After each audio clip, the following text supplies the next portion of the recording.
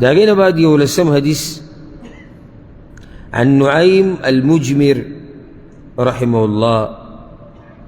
نعيم المجمر وي دا رواية بياني عن أبي هريرة رضي الله عنه. أبو هريرة بياني عن النبي صلى الله عليه وسلم أغيد پیغمبر صلى الله عليه وسلم نرى نقل كي أنه قال چاقا دا خبر کڑی و گوری دا او دس چاردام فضیلت تا مخی دا طریقه بیان کرد نو استا توی چی دا عبادت معمولی مگانا کتا استیادی دا تیرشوی دا جمعی پشپا باندی منگ دا مؤمنانو خویون بیان اول کن دو خویون بیان شیو کم طهارت اخلاص دلالت کی استاسو بتیز ذہن بات اخلاص او طهارت حاصلو التماد طهارت حاصلو بارکی دری صدور حدیثونو تاستویلو کیاتی فضائل دا طهارت اگر دیر زیاد تی یہ بکی دارا ہو رہی تھی. پیغمبر صلی اللہ علیہ وسلم وچی ان امتی یدعون یوم القیامتی غرا محجلین من آثار الوضوء. زما امت با اللہ را غواری دا قیامت پروز یا را بللکی گی با پا دیس حال کی چی دا غوی تندی مخونا او لاسونا بپرقیدون کی من آثار الوضوء دا او دس چاردام دلاسا. فمن استطاع منكم ان يطيل غرته فليفعل. نتاسو کی جسوک دا سپینواله او دا پلق دیر ولی شنو دیر دی کی. دا نعیم پخپل وی راوی دا ابو هريره رضی اللہ عنہ چی ما تا دا پتہ نشتی چی دا خبر دا پیغمبر صلی اللہ علیہ وسلم دا او کدا دا ابو هريره دا خرنی چی تاسو کی سوک دا سپینواله دیر ولی شنو دیر دی کی. خو محدثین دیل ترجیح ورکڑی دا اہل فن چی دا قول دا ابو هريره رضی اللہ عنہ خپل دے حدیث تا قضی پوری دے چی قیامت پورز با دا پیغمبر صلی اللہ علیہ وسلم امت را بللی کی گی پا دیس حال کی چی دا غوی تندی مخونا او لاسونا اخپی دا بسی دا بتکی سپینی پڑکی گی با. وفی لفظ لمسلم امام مسلم پی روایت کی دیسی دی نعیم وی رأیت ابا هريرة يتوضع.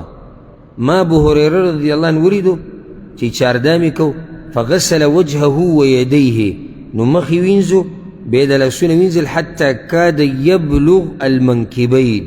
نجدي وچه ابو هريره رضي الله عنه دي اوگو تر رسيدلوه دا لسون دومر وينزل چه كمزي تر رسيدلوه اوگو تا بيخبي وينزل حتى رفع الى الساقين تر دي چه دي پندو تا بكرا ورسيد بيدا وي ما دا پیغمبر صلى الله عليه وسلم نوريدلي دي ان امتي يدعون يوم القيامة غرا محجلين من آثار الوضوء. دقشان خبرك لسنك ترشيو حديثك او بيد قوي فمن استطاع منكم ان يطيل غرته وتحجيله فليفعل.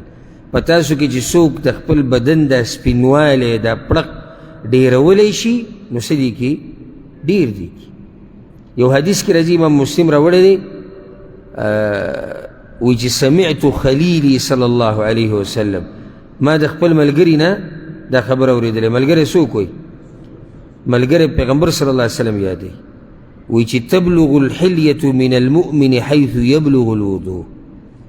جنت کی دا خایس نه دی او کالی چې کم با اللہ جنتی لورکی دا کالی با دا اقا زی پوری اللہ دی جنتی لورکی کم زی پوری چې دا او دس اثر رسیدلی دی اقا زی پوری دا کالی برسی.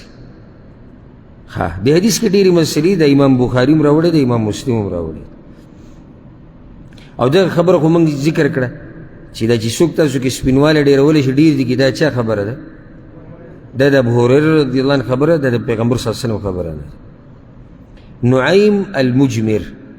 نعیم ابن عبداللہ المجمر دا عبداللہ زویری المدنی مدینہ کی اسیدو فقیہو دیر پوسڑو دا عمر بن خطاب رضی اللہ عنہ یا داغه دا خاندان دا طرف نا ازاد کرده غلامو مخی غلامو بیغوی ازاد کرده بازوی چه دا پلار چیره دا قصر غلامو اغا ازاد کرده. دب دا پیغمبر صلی اللہ علیہ وسلم دا جماعت خوشبو کو التبه دا بخور چیره دا بیلوگه کوری نو پا دی باندی دی مشهورو دا پیغمبر صلی اللہ علیہ وسلم دا جماعت خدمت بے کو پاکی که بے خوشبو دا لگولا دا اللہ دا کور خدمت دا ګوره یو شرف او عزت دی او چې څه په څه دې اوس بر شي هغه کوه.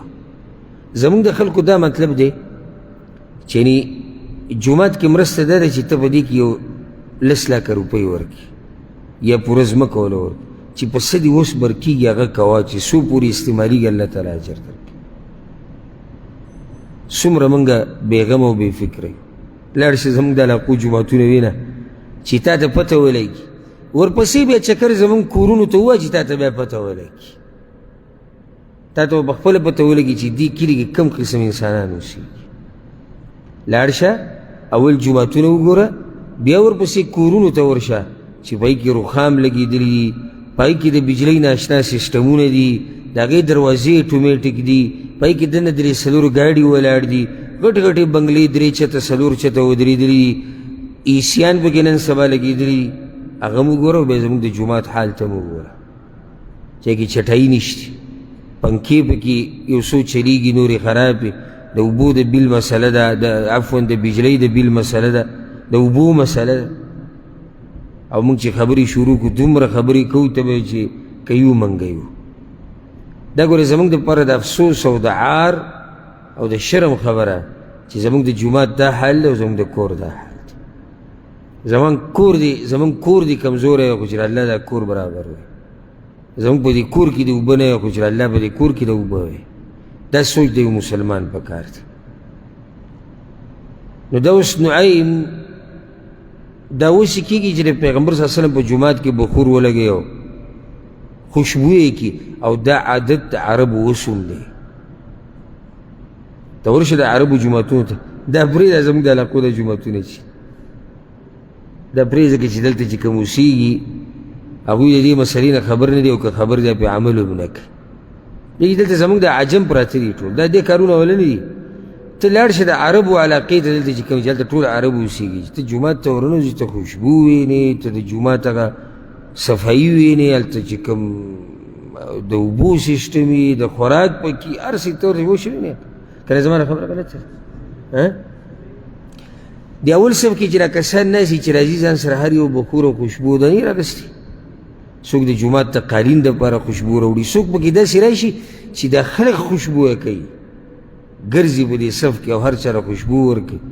دا خلک دي چې دا خبر دي دې نه چې د الله د کور خیال ساتل دا څومره لوی اجر لري.